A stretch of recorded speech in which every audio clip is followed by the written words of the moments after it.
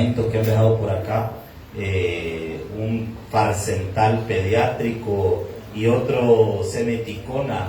Ahí están estos dos todavía que han quedado, por si a alguien le es de bendición. Esperamos que le ayude. Bien, vamos a abrir nuestras Biblias en la primera carta a los Corintios, capítulo 2, versículo 16. Hemos titulado este mensaje: tenemos la mente de Cristo. Tenemos la mente de Cristo. Lastimosamente no lo usamos, Dios. Eso es triste. Yo me recuerdo hace varios años atrás, no me acuerdo qué mundial era, no me acuerdo si era Corea y Japón, no me recuerdo qué mundial fue.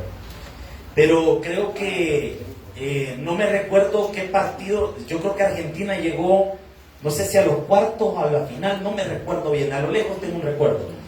Pero lo triste de ese partido, que es lo que siempre me quedó en la memoria a mí, es que en ese partido Argentina tenía sentado a uno de los mejores, a mi criterio personal, a uno de los mejores jugadores del mundo. Tenía sentado a Lionel Messi. Y yo no entendí nunca por qué el entrenador de Argentina de ese tiempo, que ni me pregunten quién es, porque yo ni me acuerdo, antes me acuerdo cómo me llamo yo, y por qué tenía sentado a un jugador de esa talla en lugar de ponerlo a jugar. Y estaban perdiendo y estaban todos y necesitaban a ese hombre metido en la cancha y luego sentado, no lo usó. Es como la gente que gasta un montón de pisto en un teléfono moderno que tiene un montón de volado y un montón de cosas y solo lo usa para llamar. ¿Y de qué sirve todo el montón de cosas que tiene? Y mire, es increíble todo lo que la tecnología nos puede brindar y nos puede ayudar, pero la gente no lo usa. Ahí lo tiene. Hay gente que tienen en sus casas, por ejemplo, tienen computadoras, tienen iPad, tablet, todo el montón de volados, pero no las usan, ahí las tienen guardadas. Pero, hermano, qué triste es tener cosas que pueden ser útiles y no usarlas. Nosotros tenemos la mente de Cristo y no la usamos.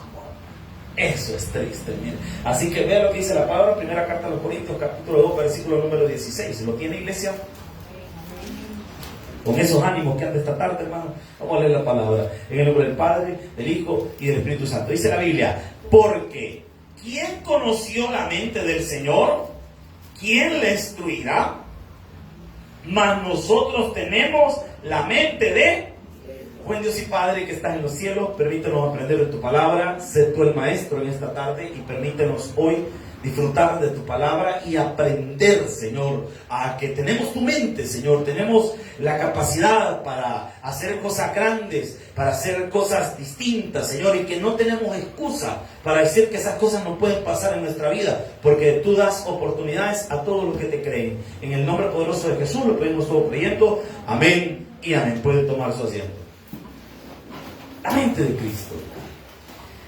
Fíjese que el cristiano tiene un problema. Usualmente no solemos definir las cosas de manera clara. De hecho, en el cristianismo tenemos un problema. Hablamos de manera bien ambigua y no decimos cosas claras. Yo he escuchado últimamente que hay un problema en las predicaciones y ese problema es que los predicadores no decimos claro las cosas. Yo he visto predicadores que decoran demasiado las cosas y no dicen que las cosas son pecado, sino que hay cosas que son malas, pero tiene que evitarlas, pero no dice cuáles. Y no nos nombran las cosas y no nos hablan claro. La iglesia necesita que se le hable claro. Amén, iglesia. La iglesia necesita definir las cosas. Lo que es pecado para Dios es pecado para todos nosotros, hermanos. El concepto que Dios tenga de algo de pecado, ese concepto tenemos que manejar todos. Pero ahora se ha querido suavizar. Ya es raro escuchar a un predicador que hable del infierno, de la condenación eterna. Todos hablamos de pasos para la prosperidad, mensajes para que nos vaya bien, cómo manejar a su esposo, cómo manejar a su esposa, cómo evitar que le peguen en la casa, cosas así.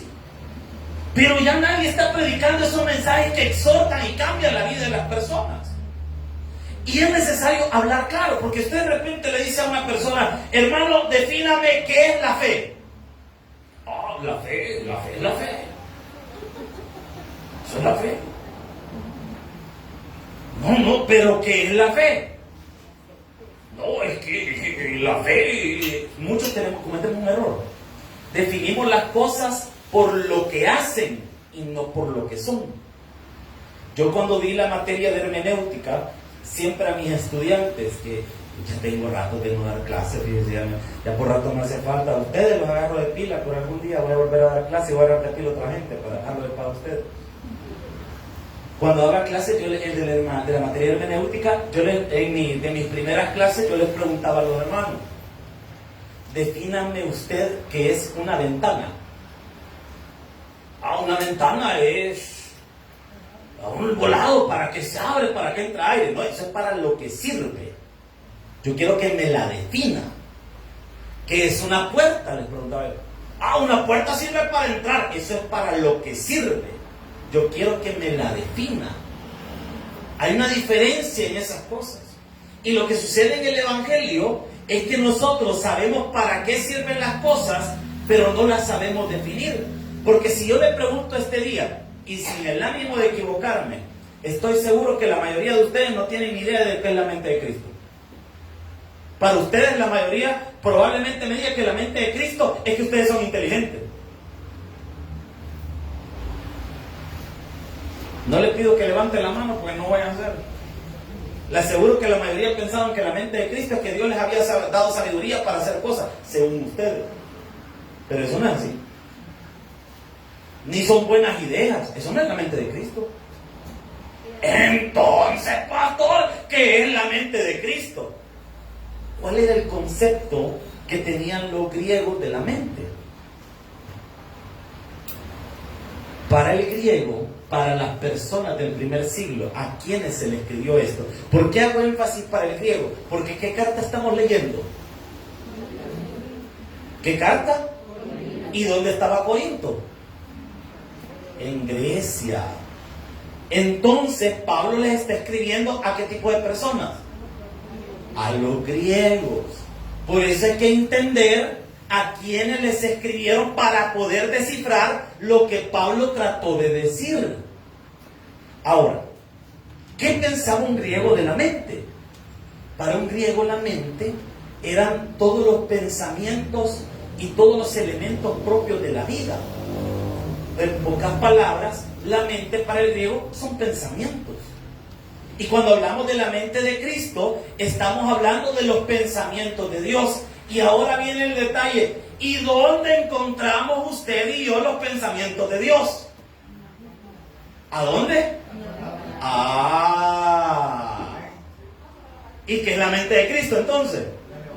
La palabra de Dios. Esa es la mente de Cristo. Cuando Pablo dice, nosotros tenemos la mente de Cristo, está diciendo que tenemos la Biblia. ¿Quién puede entender los pensamientos y las cosas que Dios tiene? ¿A dónde encontramos las ideas de Dios? En la Biblia. Por eso es que dice Pablo que nosotros tenemos la mente de Cristo. No es que usted sea inteligente, hermano. Ni que usted sea sabio. Lo que pasa es que tenemos la palabra. Y en la palabra nosotros encontramos la respuesta que necesitamos para nuestra vida, hermano. Lo que yo necesito entender es la palabra de Dios, porque a través de esta palabra, usted y yo vamos a saber qué decisiones tomar, y cómo tomarlas, y cómo salir adelante, y cómo manejar nuestra vida. ¿A través de qué? De la mente de Cristo. ¿Y cuál es la mente de Cristo? La palabra de Dios. ¿Se da cuenta cómo a veces tenemos unas ideas bien alocadas y alejadas de la Biblia? Pero totalmente alejados de la Biblia, hermano. Y vea lo que dice la palabra del Señor. Porque ¿quién conoció la mente del Señor? Muy buena pregunta que hace Pablo. ¿Quién conoce la mente del Señor? Y dice la palabra, ¿quién le instruirá? ¿A quién? ¿Al Señor o a nosotros? Ahí dejen el punto suspensivo para que piensen un ratito. Mas nosotros tenemos la mente. ¿Qué es esto de la mente de Cristo? Sino todos los pensamientos de Dios que están en la palabra. Ahora, que ya definimos lo que es la mente de Cristo, ¿para qué nos sirve entonces esto? Y quiero ilustrar esto a la luz de una historia en la palabra de Dios, que espero que usted y yo nos pueda ayudar esta historia de la Biblia para mejorar nuestra vida y nuestra forma de ver las cosas. Acompáñenme al libro de Jueces, capítulo 11, versículo 1. Libro de Jueces, capítulo 11, versículo número 1.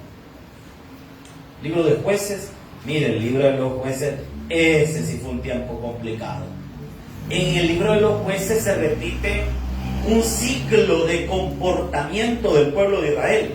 Y ese ciclo o ese patrón de comportamiento del pueblo de Israel se le conoce como el apocarrelim.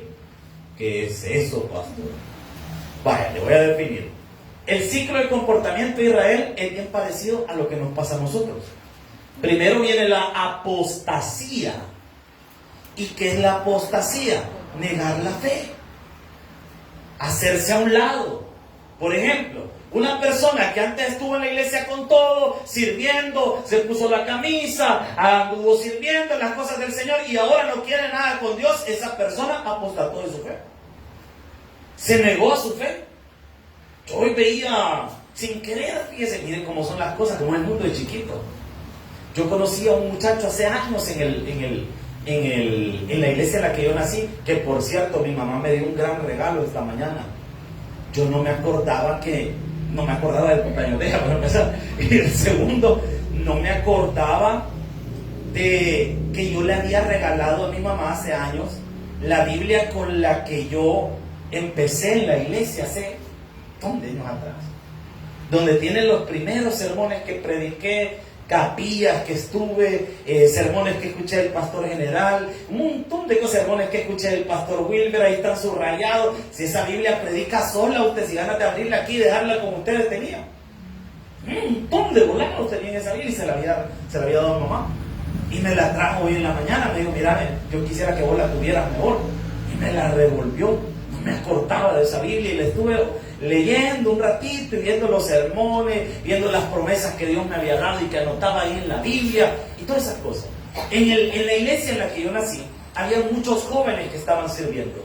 Y hoy, sin querer, en las redes sociales, vi una publicación de una señorita por ahí, donde aparecía un muchacho que yo conocí que era de la iglesia. Y lo veo con un montón de cervezas al muchacho. Después de haberlo visto, así como están estos bichos ahorita aquí con el uniforme. Ahí vean ustedes y después ponen polvo, van a tener prueba, el Señor lo va a hablar. Miren, eso pasó. ¿Qué le pasó a ese muchacho? Apostató su fe. No sé hace cuánto se alejó de Dios. No sé por qué se alejó tanto de Dios. Desconozco su vida, estoy hablando solo por hablar. Pero qué tremendo es la apostasía. El pueblo de Israel apostataba de su fe. Apocarrelí. ¿Cuál es la siguiente que nos queda? Apocarrelí. Ahora, vamos con la K, con la CA. El castigo. Si usted se aleja de Dios, ¿qué viene después? El castigo. Y la gente de Israel, cuando se veía afligida por el castigo, ¿qué hacían? Se arrepentían. Apocarrelí, arrepentimiento. Se arrepentían. Y si el pueblo se arrepiente, si su pueblo se humillare, sobre el cual mi nombre es invocado, y oraren y buscaren mi rostro, que dice el Señor, yo iré desde los cielos y sanaré su tierra. Como el Señor ha prometido eso, Él no se puede negar a sí mismo. Como el pueblo se arrepentía, le enviaba la última parte, liberación, los liberaba. Y ese ciclo que le acabo de decir, se repetía una y otra vez en el libro de los jueces. Como ocurre a veces en nuestra vida.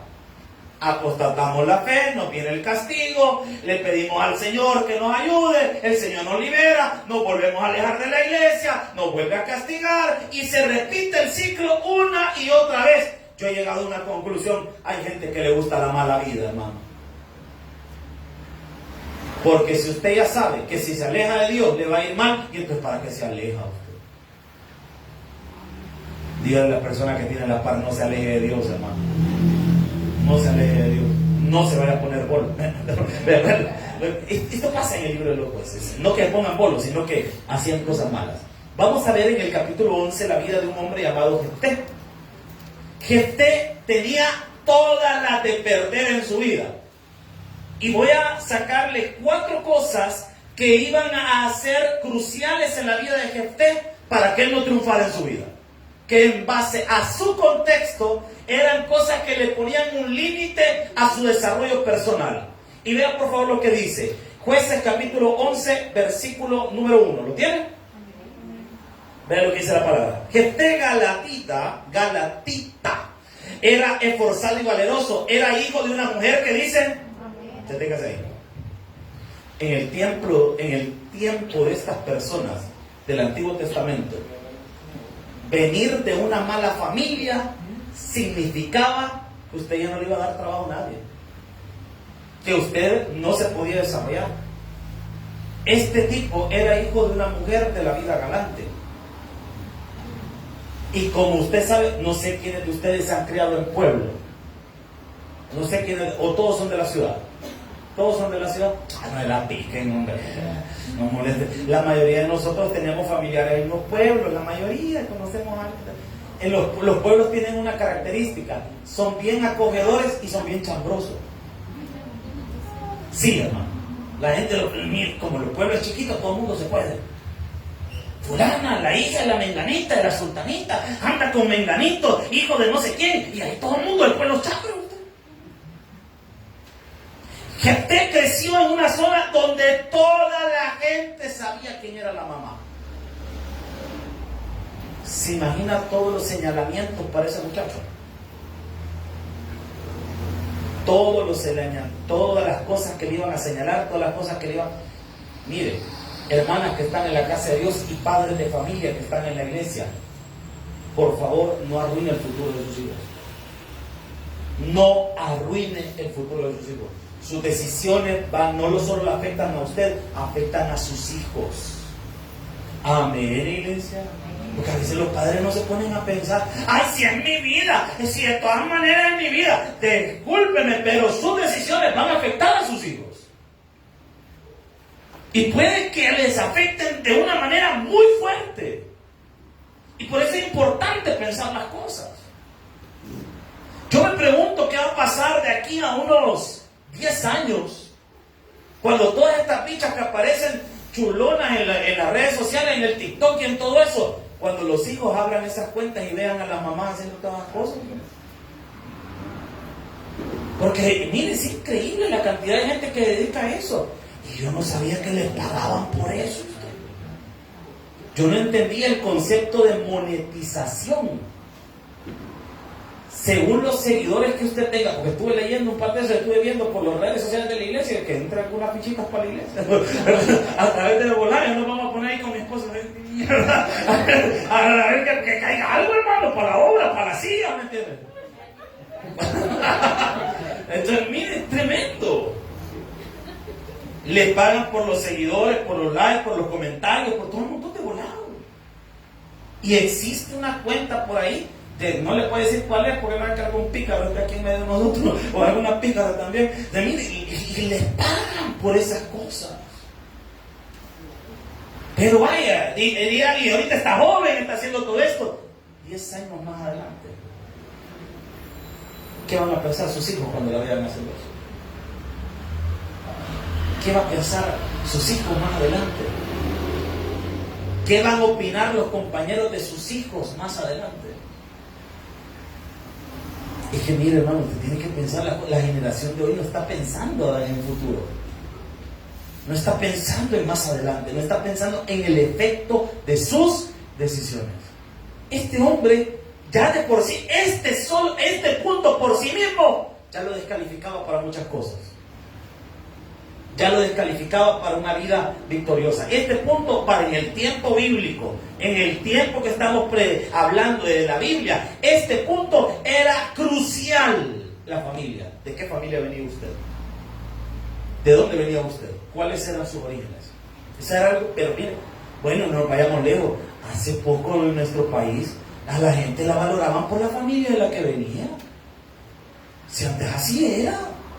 A la gente le preguntaba, y aún todavía, en algunos pueblos, todavía la gente la reconoce por la familia. No nos vayamos lejos. En Cojute usted, señor, que ese volado es ciudad, pues ya está bien avanzado, hay un montón de volados. Me estaba cortando el pelo en una ocasión, Mire, hoy solo la anécdota de que me he cortado el pelo, les estaba contando. Hasta ahorita estoy haciendo hincapié en eso. Mire, y estaba recortando el cabello y una hermana me presentó con otra señora que estaba ahí. Y le dice, ¿usted ya conoce al pastor Byron Melgar? Y la señora se me queda viendo de pie a cabeza. ¿De cuál Melgar es usted? Me dijo. ¿Qué tal, señora? Digo, ¿cuál Melgar? ¿Y de qué se me está hablando esta señora? ¿Usted de aquí de Cojute? Me dijo, originario. Ay, señora cacique, digo, ¿qué pasa aquí, verdad? No, le digo, yo no soy de acá. Vaya, y ahí se quedó la señora. Pero lo que yo no sabía es que ahí todavía hay gente que conserva las tradiciones, que todavía se reconocen por la familia de la que viene, por el apellido. Bueno, no vayamos lejos, allá en Oratorio todavía es así. Yo me acuerdo que estaban los Guzmán, ¿cuáles eran los otros? Los Argueta y los Aguilera, que eran familia y se reconocían por eso de la familia. Ahora imagínense en los tiempos bíblicos cómo era esto. Mire, siguiente punto por lo que Jefté tenía, pero todas las de perder en su vida. Versículo número 2. Vean lo que dice la palabra. Pero la mujer de Galaad le dio hijos, los cuales cuando crecieron echaron fuera a quien dice, diciéndole, no heredarás en la casa de nuestro padre, porque eres hijo de que dice. Vaya, el papá de este brother tenía otra mujer, le dio hijos y los hijos crecieron y lo echaron de la casa. Miren, vamos sumándole. Tiene una mala fama por su mamá, lo echan de la casa sin nada. Como que ya está algo perdidito el brother, ¿verdad? Tiene todas las de perder, pero esto no me tiene ahí. Si esto como que cosa te ayuda a usted. Versículo número 3.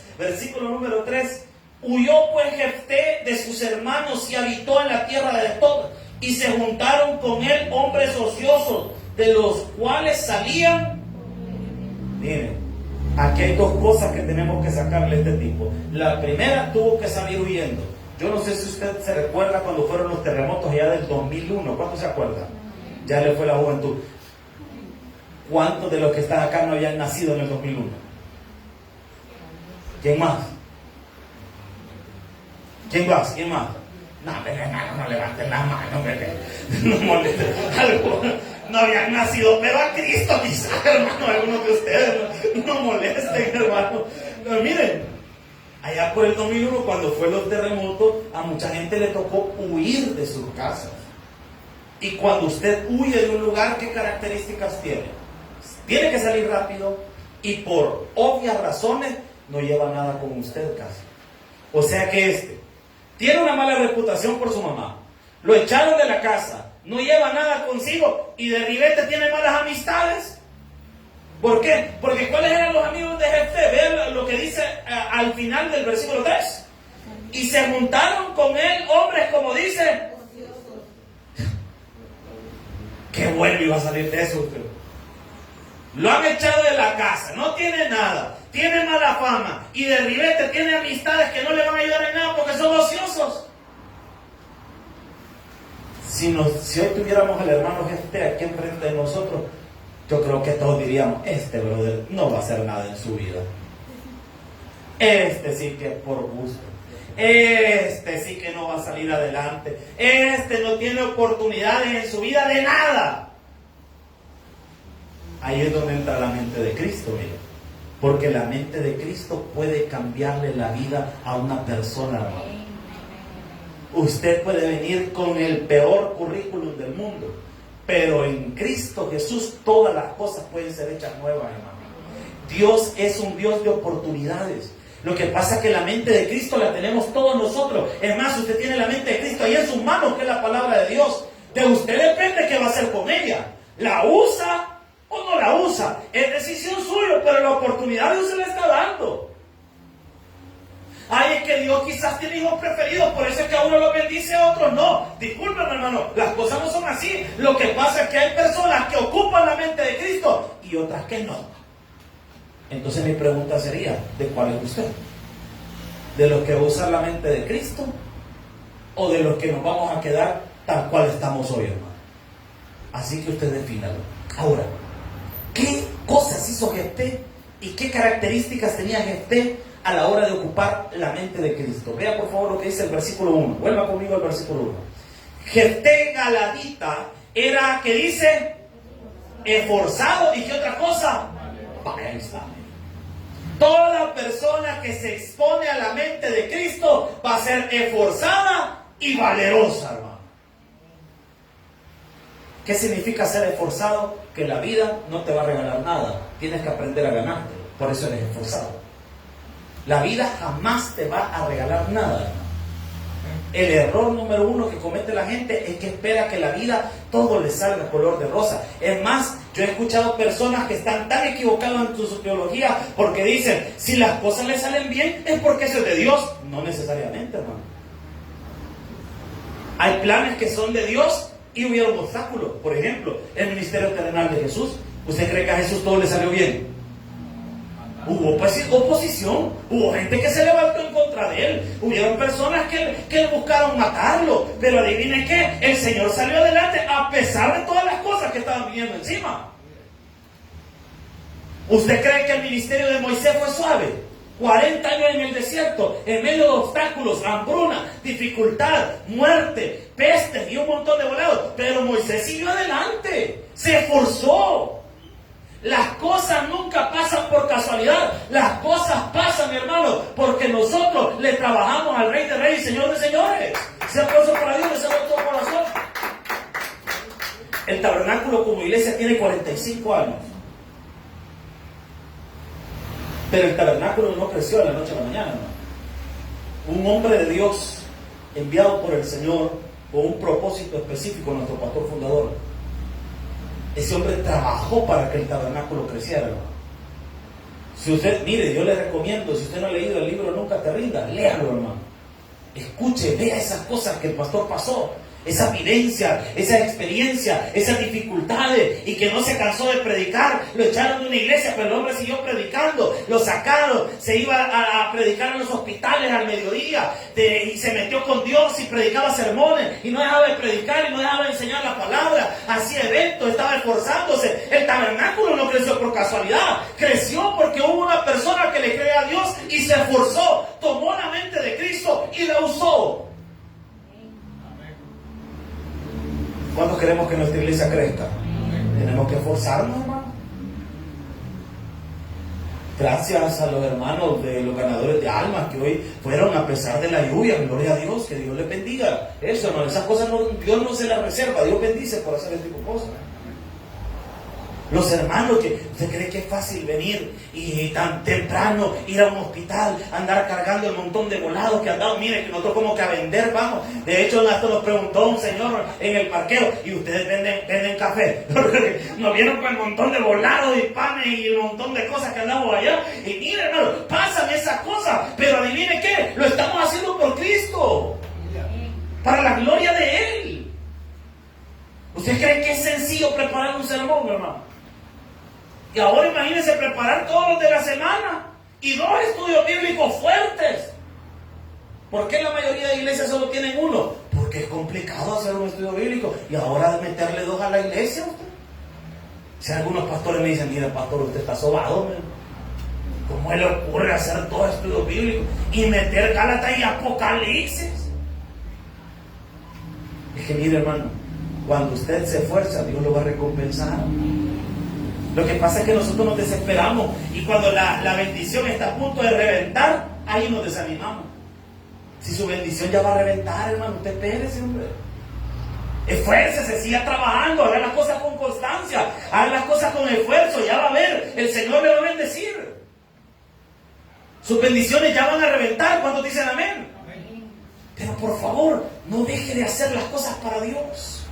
Esfuércese. Y dice la palabra que Jefté era valeroso, dice la Biblia. ¿Y sabe qué es ser valeroso? Aventado, hermano. Hay cosas que hay que hacer locuras en fe, hermano. No, usted aviéntese. ¿Dos costos tiene? O funciona o no funciona, hermano. Yo estoy esperando en el Señor que nos salga una oportunidad de alquilar una casa más grande o un local para la iglesia. O ayúdenme a orar que la señora de esta casa lo vendan, que es esta casa, hombre. Y después ahí ayúdenme a orar para que la casa de la par se vaya y caigamos, mire, usted, hermano, pero hay que creerle a Dios, hay que rebuscarse, hay que ver qué hacer, hermano. Pero no vamos a quedar con los brazos amarrados ahí, hay que ser valeroso, hay que tener valentía, hermano. Miedo no va a dar siempre, pero hay que ser valiente, hermano. La persona valerosa no es la que no tiene miedo. Claro que da miedo, hermano. Claro que da miedo. Miren, alguien me hacía una pregunta un día de estos, uno de los predicadores de la iglesia me preguntaba: pastor, ¿y a los cuántos años se le quita la templadera de pies a uno? Nunca. Nunca, eso no le quita, hermano. Si ustedes, los que pasan a cantar, piensan que alguna vez les va a quitar la pena, nunca les va a quitar, hermano. Eso no se quita. O sea, a uno siempre le va a dar miedo subir a hablar o algo, hermano, pasar acá. Mire, si yo veo a los hermanos que nos dan testimonio, por eso algunos entraban todos, porque por la pena, hermano. Si de repente empiezan y al ver la gente, y lo peor que uno tiene todos los ojos encima. Si ya de por sí, cuando uno habla con una persona y la persona, mucho se le queda viendo a uno, no se siente intimidado. Que de repente la persona, pues sí, usted, y que no sé qué, ¿cómo está? ¿Y cómo es? No, hermano, me dice, este raro, me siente mal, ¿verdad? Ahora imagínese tener un montón de ojos encima. La pena nunca le va a quitar, hermano. A mí por eso me gustan estos púlpitos que son oscuritos, porque así usted no le ve la temblada de pie a uno, hermano. En cambio el otro de vidrio, usted mira todos los palitos, porque es complicado. Pero tiene que ser valiente, hermano. Yo tengo una característica: cuando estoy nervioso, hablo payasadas. O sea que todo el tiempo está nervioso. Sí, a mí me pasa. Y cuando me invitan a predicar a otra iglesia, peor todavía. ¿Por qué? Porque por lo menos a ustedes los conozco, pero a otra gente no la conozco. Y pasa, y uno siempre va a tener pena y todo, pero que hay que ser valeroso. Una de las cosas que nos va a llevar la mente de Cristo es a ser personas valientes. Te va a tocar un día estar frente al gigante. El gigante no necesariamente va a ser una persona alta. El gigante va a ser tu problema. Un día te va a tocar como David. Un día vas a estar peleando con un oso y con un león, y al día siguiente te va a tocar con un gigante. Pero hay que aprender de David, que a David no le tembló el pulso para cortarle la cabeza al gigante. ¿Usted cree que a David no le dio miedo ver tamaño animal ahí enfrente? Usted.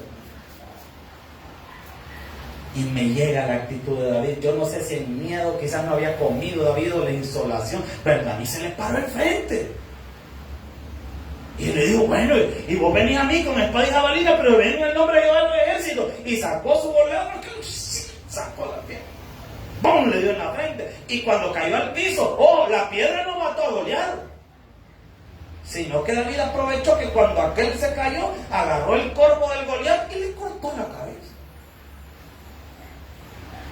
Un día te va a tocar estar frente a tu Goliat, y ese día usted tiene que armarse con lo que Dios le ha puesto en las manos y pelee su batalla, hermano.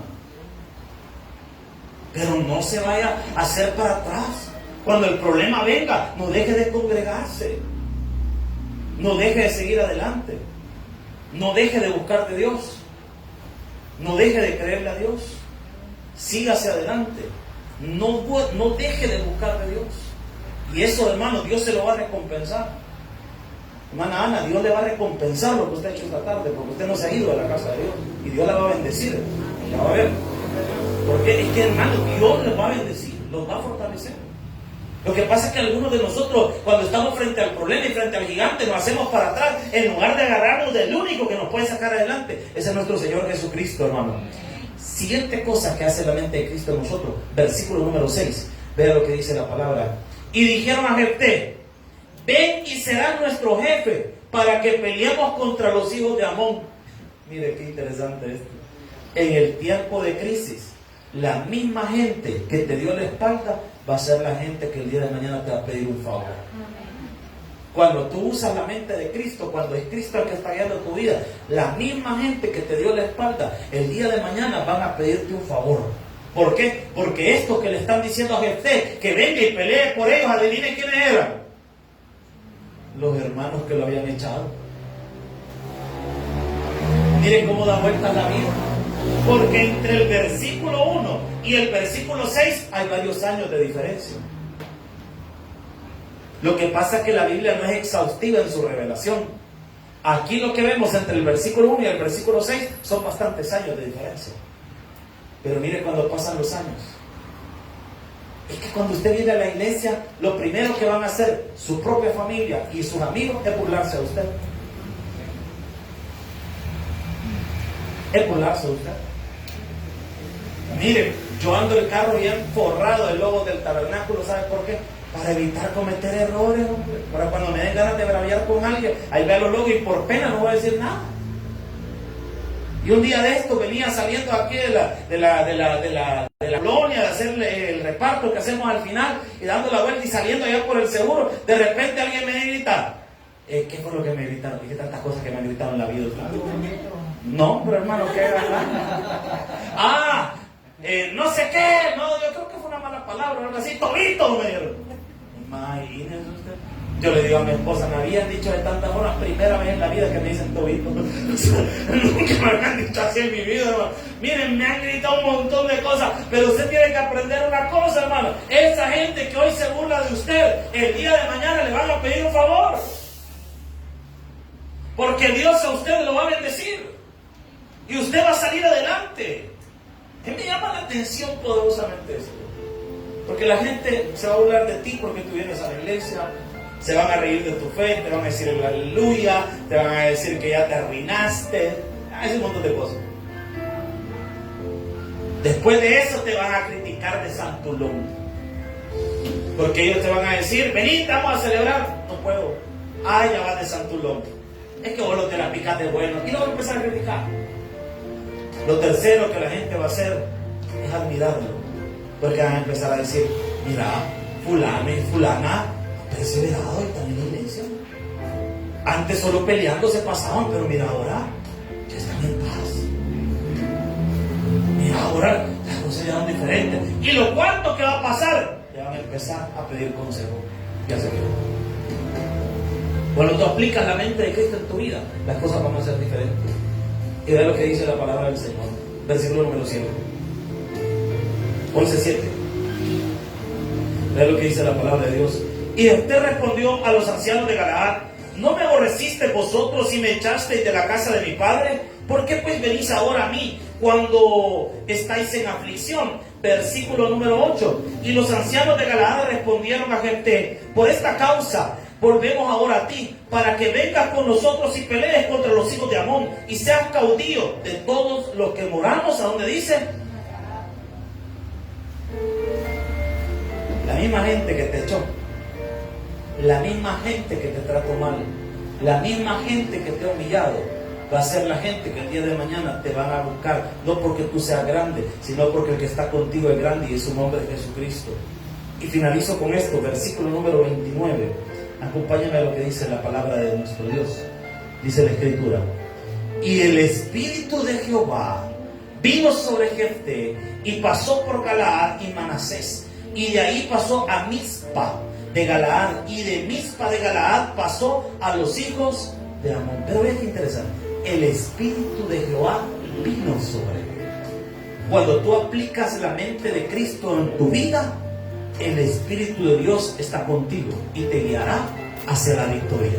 No importa qué problema estés pasando hoy, no importa cuántas cosas tengas en tu contra, no hay nada imposible para Dios. No importa que hoy no tengas ni un centavo este día en la bolsa, Dios te puede bendecir de forma impresionante. No importa si este día estás enfermo, no importa la dificultad que estés pasando, si Dios es que está con nosotros, ¿quién contra nosotros? Le damos un fuerte aplauso al Señor. Vamos a orar. Bendito seas, Dios eterno. Gracias, Señor. Gracias, Padre Celestial, porque tú eres un Dios bueno. Hay cientos de adversidades que se levantan en nuestra contra, pero te tenemos a ti y sé que saldremos adelante. Señor, yo te doy gracias por la vida de mi hermana Ana. Señor, yo te pido que la bendigas. Yo te pido, Señor, que ese paso de fe que ella ha dado esta tarde, tú se lo recompenses, Señor, grandemente, porque te viene a buscar a ti, que eres el único verdadero Dios, Señor, y que tú la sostienes. Hoy nos unimos como iglesia e intercedemos por la vida de ella, Señor. Te pido así también, Padre Celestial, por cualquier persona que esta tarde ha venido con problemas o con adversidades. Señor, quizás hoy estamos como Jefté, con todo en nuestra contra, sin ánimo y sin esperanza, sin ayuda humana, pero te tenemos a ti, que eres nuestro Padre Celestial. Gracias por darnos tu mente, Señor, para seguir adelante, pero de manera amorosa, de manera amistosa. Este día queremos proponerte a Cristo en tu corazón. Si hay alguien en esta hora que no ha recibido a Jesús, quiero invitarle a que en este día pueda abrir las puertas de su corazón a Cristo. Habrá una persona este día que quiera recibir a Jesús, que pueda levantar su mano y permitirnos guiarle al camino de Dios. Señor, gracias te damos por todo lo que has hecho en este día. Gracias por tu palabra. Señor, vamos a salir adelante, aunque hoy tengamos el mundo en nuestra contra, pero si tú estás con nosotros, vamos a poder vencer y salir triunfadores. En Cristo Jesús, nuestro Señor, lo pedimos todo creyendo. Amén y amén. Regálenle palmas al Señor, póngase de pie. Vamos a cantarle al Señor. Y gracias a las hermanas de acomodación que me trajeron el agua. Dios la bendiga. Gracias.